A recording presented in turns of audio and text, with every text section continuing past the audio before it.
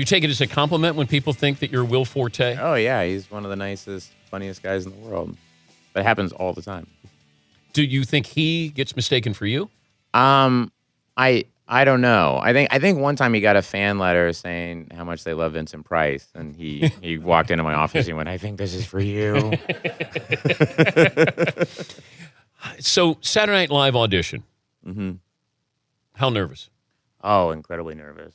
And what you don't know is they've seen you in a, Lauren Michaels saw me in L.A. in a club with my sketch group, and then he flew the sketch group out here to New York where we performed. And then Steve Higgins saw me at the Improv. So, they've been tracking you for a while, and then you get the call saying, okay, now you got the official audition. And you go up to 30 Rock, and I got in the elevator with this guy with tons of props, and I had no props. And I thought, I was going, oh, no, this guy's a backpack. It looked like he was running away from home. He had so many props. And that was Andy Samberg. That was the first time I met Andy. And I was looking at him going, bring any props, and he said he was looking at me going, oh, that guy doesn't need props. I'm such a loser. I brought all these props. We were so nervous and in our heads. But do you try to intimidate the other guy? Oh, no. I don't relate to that. Something that in comedy, in both stand-up and, I would say more so in stand-up, like in sketch and improv, it's kind of more like, hey, we're an ensemble almost, But you're not competitive? No, almost to a fault. Yeah. But I would think a comedian, I don't know. When you do live stand-up, I would think there'd be a competitive, like I see Chris Rock, he seems competitive when he's on stage. I don't do stand-up. I've never really done stand-up. I don't know. When we would do, I'm always interested in doing scenes, performing with other people. Oh, okay. Well, then you're a team player. Yeah, and Seth Meyers taught me when I got at SNL, he's like, this place is built to be competitive. It's in the DNA of SNL to be competitive. You're going up with sketches every week, and things get cut, and this, but he was like, that doesn't mean we have to be competitive with each other, And it was true, you would do something, your thing wouldn't happen, and you go, all right. But Keenan's thing got in, which really made me laugh. Or Wig is doing that character that we love that, got cut last week, it got on this week, but that was fostered by Seth Meyers and Amy Poehler, really, when I was there. How tough is it to watch a skit that you're in without breaking character? If you have those moments where you're an audience member sometimes. Oh, when I'm in the sketch? Yeah. And like we did the Californians, and that was rough. I break a lot. Well, Fred has my number. Fred Armisen has my number. One time we did this sketch where it was called Short-Term Memory Theater that Fred had written, where I was this guy who was a doctor who had worked with all these people with short-term memory, and I said, we're going to put on a play. I'm in the play. These people will not forget a single line. I've worked with them all. They memorized all their lines.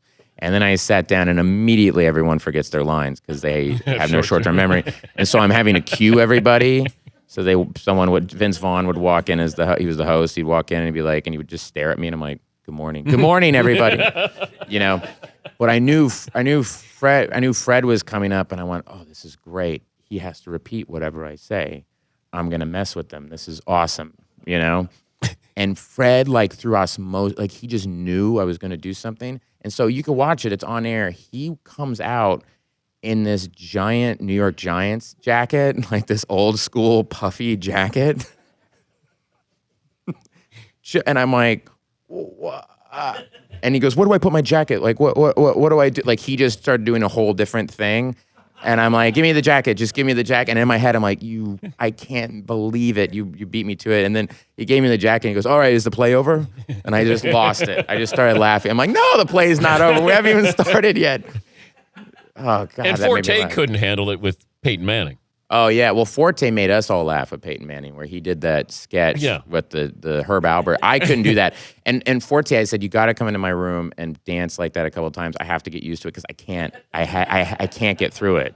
So I sat alone watching him. You got your hand over your mouth during the scene. No, we all started laughing. But Forte, on air, knowing that I'm a soft touch, he did a new move where he pretended he couldn't hear something. And that's when I started going like this, and Keenan, and everyone lost it. That was awesome. Yeah. That was great.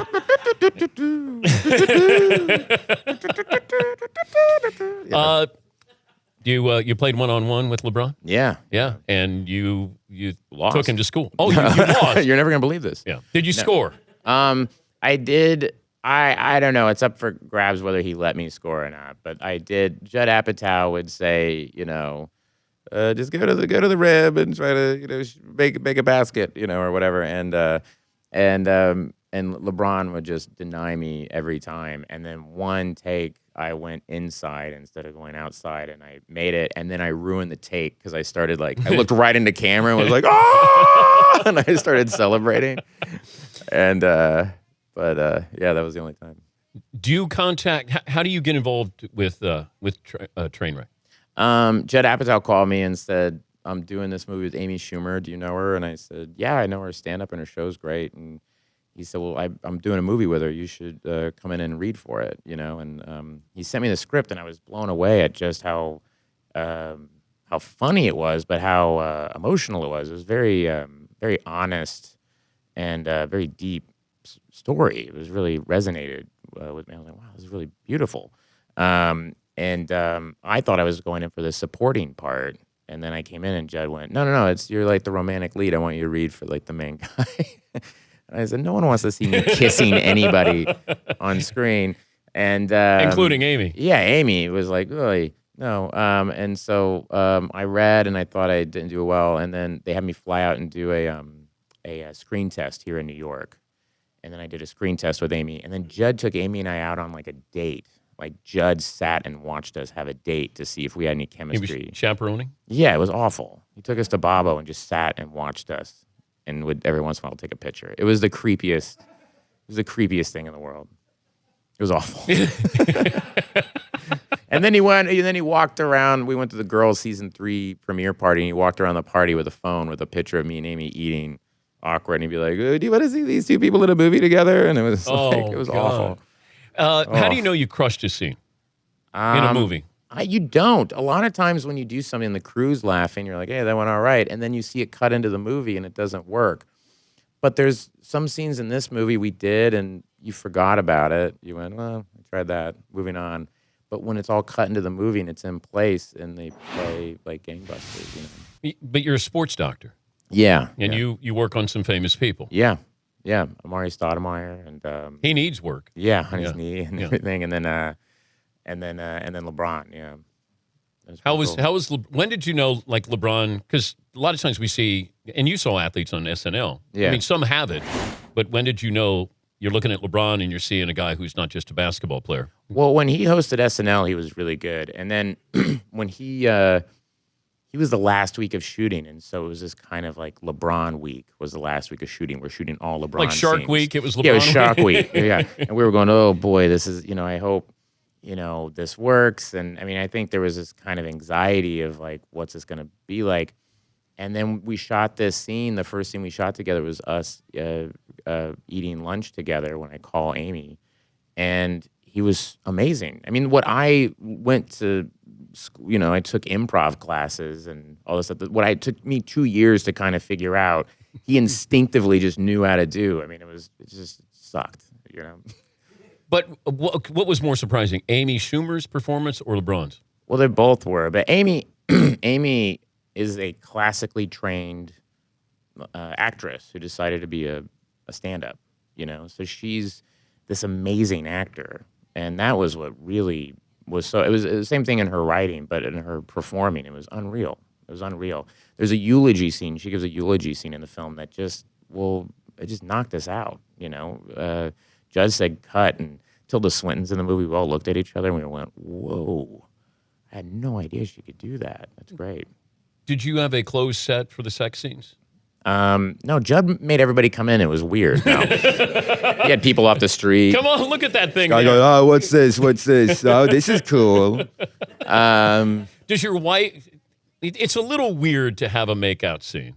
Yeah, we have like a full-on like sex scene in the movie. Yeah, because I had to kiss a woman in a movie, and I didn't tell my wife. Yeah. But my daughter was there on set. Oh, that's awkward. So then she said, I'm telling Mom. Yeah, no, it's awful. Yeah, and I said, I'll tell her, but because Sandler said you got to kiss her. Yeah. And I go, well, it wasn't in the script. Yeah. But I kiss her, buddy. Yeah. Yeah, no, but our thing was my wife, I said, look, I got to, I have like a lot of sex scenes in this movie. And she went, that's great. That's fine. You just have to come home and have sex with me when you do the scene. So wow. that's our thing. And then during rehearsals, I got her pregnant. That's how often Judd Apatow had us doing this stuff. So now I have 3 kids because of our deal. Every time you go home. Every time I come home, I'm like, guess what? Or if we get in a fight, I go to Amy, I'm like, we just shoot a sex scene so I can go home and so I can get laid. What do you take away from the 40th anniversary show? Like if you were going to try to describe it, the 40th anniversary Saturday Night Live. Oh, it was. Is there one moment?